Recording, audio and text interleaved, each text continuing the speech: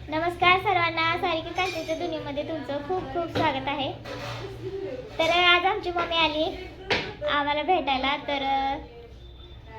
तर मी त्यांच्यासाठी पनीरची भाजी बनवणार आहे आणि ती रेसिपी पण मी तुमच्यासोबत शेअर करणार आहे. अजून तर पनीरची भाजी रेसिपी मला वाटते आपल्या चॅनलवर नाही. तर आम्ही कशा प्रकारे पनीरची भाजी बनवतोय ते तुम्हाला दाखवणार आहे.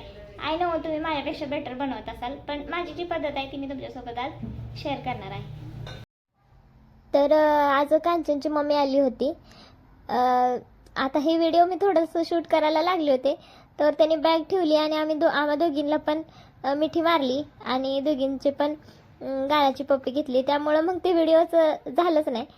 तर कांचनची मम्मी आहे ना आणि माझी पण मम्मी आहे ना, आम्हा दोघींना ना एकदम समान धरत असतात. दोघींना पण आल्यावर माझी मम्मी पण तिचे लाड करते, तिची मम्मी पण माझे लाड करते, असं होतं.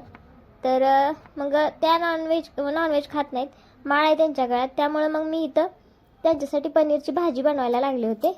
तर ती रेसिपी तर मी तुमच्यासोबत शेअर करणारच आहे.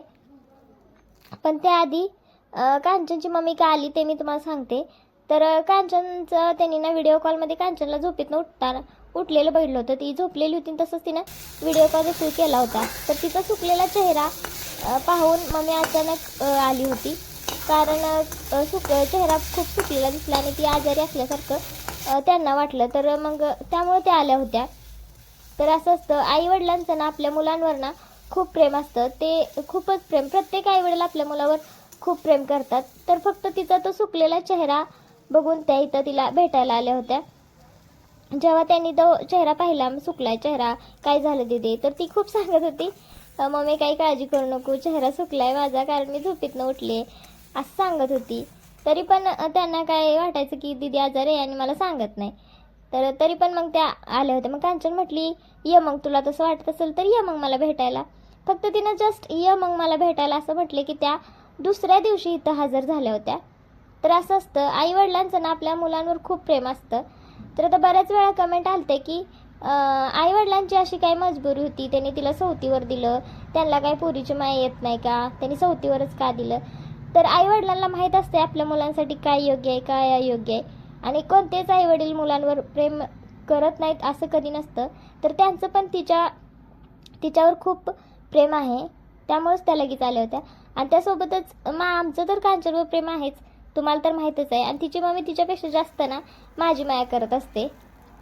तर असं आहे. त्यामुळं असं नाही की तिच्या आईवडिलांना तिची काळजीच नाही म्हणून तिला सवतीवर दिलं, असं काही नाही. तर इथे मी कांदा, टोमॅटो, काजू हे मस्त असे भाजून घेतले होते थोडंसं तेल टाकून.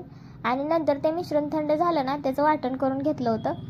आणि नंतर आलं लसूण पेस्ट आणि जिऱ्याची फोडणी दिली होती. नंतर आलं लसूण पेस्ट आणि ती जी ग्रेव्ही आपण बनवून घेतलेली ती पेस्ट त्यात टाकली होती कांदा टोमॅटोची. आणि चांगलं तेल सुटेपर्यंत त्याला भाजून घेतलं. नंतर त्यामध्येच पनीर मसाला आणि आपलं घरातलं काळं तिखट हे सगळं परतून घेतलं. तर मी मटर पनीर बनवणार होते, त्यामुळे वाटाणे पण भाजून त्यात टाकले.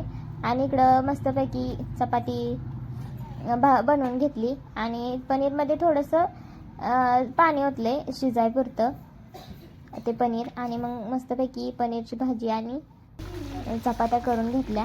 आणि मम्मीला ना मी केलेलं पनीर खूप आवडतं.